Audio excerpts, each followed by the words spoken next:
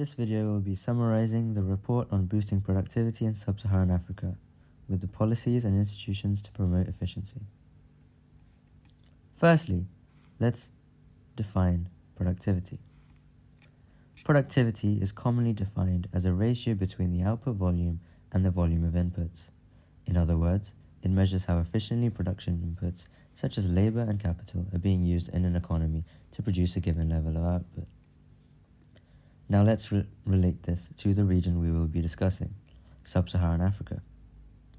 Sub-Saharan Africa consists of 46 countries, and total GDP will approach $2 trillion. The median age will remain under 20 years. Telephone subscriptions will surpass 750 million. Per capita consumer spending will top $1,000, and internet users will go beyond 200 million. These 7 points show us how prosperous the region's economy is shaping to be in the future. But as of now, in the present day, there are numerous issues that plague several of these economies. Some range from productivity issues and others to structural transformation issues. We see from figure 1.1, which shows output per worker in sub-Saharan Africa and the EAP5 countries relative to the United States, that sub-Saharan African countries are really lagging behind, especially since 1984, where we see a huge dip until 1999, until the dot-com boom. Although the graph line for sub-Saharan African countries stopped decreasing after 1999, it is nothing compared to the EAP5 countries after 2002, which saw an upward trend until 2017. It is this stark difference in productivity and output per worker that we want to close in on and understand why. Map 2.4 shows the sufficiency of production by country relative to the United States in 2017. We see the entire sub-Saharan African region falling below that 0.4 to 0.6 mark, with no country apart from Egypt in the northeast of Africa seeing relative TFP at 0.6 to 0.8.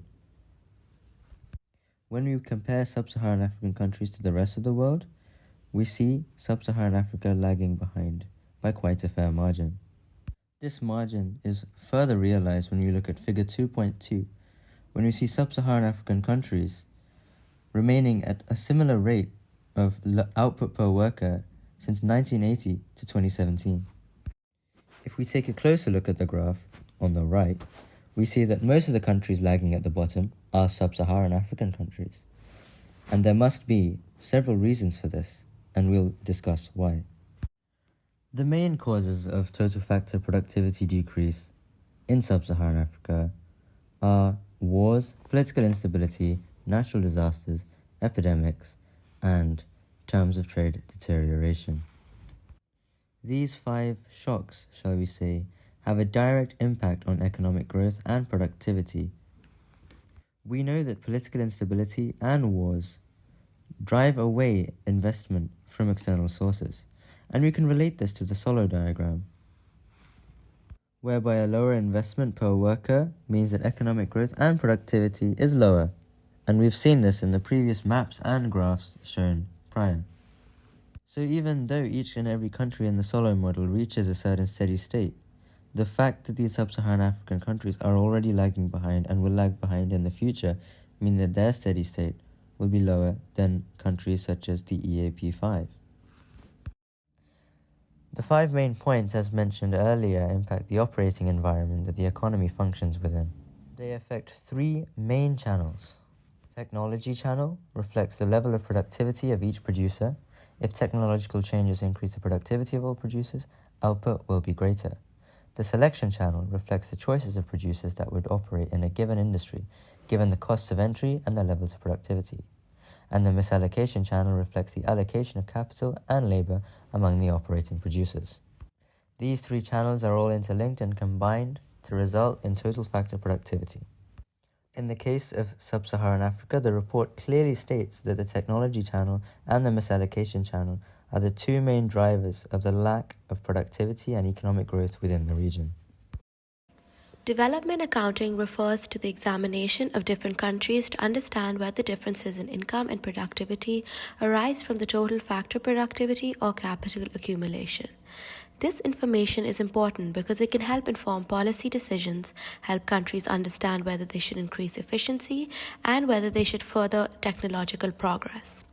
Using this method to compare sub-Saharan Africa to countries like the United States, we understand that productivity in sub-Saharan Africa is characterized by A. Scarce physical capital and the fact that all economic activities in sub-Saharan Africa are more labor-intensive instead of capital-intensive. As a result of this, low capital per worker continues to persist even though there are increases in investment by both the public and the private sector. B. Furthermore, this report also helps us delve into the declining educational quality and the low levels of human capital in sub-Saharan Africa. With the lack of skill and training, productive output of workers remains low. Lastly, there are inefficiencies in the management and operation of production technologies in the region. Through the book Why Nations Fail, we are able to understand the effect of extractive institutions similar to those of sub-Saharan Africa. There is a misallocation of resources by these extractive institutions, which translates into falling aggregate labor productivity. This, as seen by the solo model of growth, prevents sub-Saharan Africa from reaching a steady state, as there is no increasing or constant returns to scale. Through the use of this methodology, we understand that the fall in productivity in sub-Saharan Africa is a result of declining total factor productivity, and there is an urgent need to reform policies in the region to increase productivity in the rural sector while also creating employment opportunities for the youth. Structural transformation refers to the transition of an economy characterized by labor-intensive and low-productivity activities to that of skill and capital-intensive activities with higher productivity. Structural transformation can be measured through two measures. Firstly, employment shares of sectors in total employment, and secondly, value-added shares of sectors. Hence, the steady and sustained process of reallocation of resources and labor across economic activities denotes structural transformation. In sub-Saharan Africa, there is a lag in structural transformation because of the region's high reliance on the agricultural sector as a source of income for many, and employment in this sector has been rapidly declining. Sub-Saharan Africa is currently experiencing a shift from agrarian jobs to those in the market services, and as a result, the employment in the market services has increased from 23% in 1990 to 33% in 2016, regardless of income level. However, productivity growth in the market and non-market sectors has been more steady, with annual growth rates of 1.6% and 1.1% respectively. However, it is important to note that in relation to non-resource-rich countries, these sectoral productivity long-term gaps have been declining at a steady pace, whereas in resource-rich countries, they have decreased at a slower pace. Thus, the role of structural change is consistent with that of sub-Saharan Africa's aggregate performance. It is also important to understand that increasing agricultural productivity is an essential element of structural transformation in sub-Saharan Africa. This is because since the economy is already primarily agro-based, focusing on that sector of the economy could result in the largest productivity growth. Furthermore, the development of the education sector in sub-Saharan Africa will allow skill building and training for individuals, shifting labor into higher value-added industries and services. This idea can be connected to the Romer model, where ideas are used to be built upon and knowledge will be used as the main driving foundations for progression and as a result, increasing returns to scale. Lastly, with the development of infrastructure and logistics, there can be a physical expansion of activities in the manufacturing and tertiary sectors of sub-Saharan Africa. Structural transformation is the key to increasing total factor productivity in this region. We'll now move on to the main policies that result in aggregate productivity losses according to the report. Distortionary policies and institutions. We'll now take a look at the policy measures that sub-Saharan African countries have actually tried to implement in terms of trying to improve aggregate productivity. Is Mozambique, a country that tried to offer a simplified tax on gross turnover called a simplified tax for small taxpayers.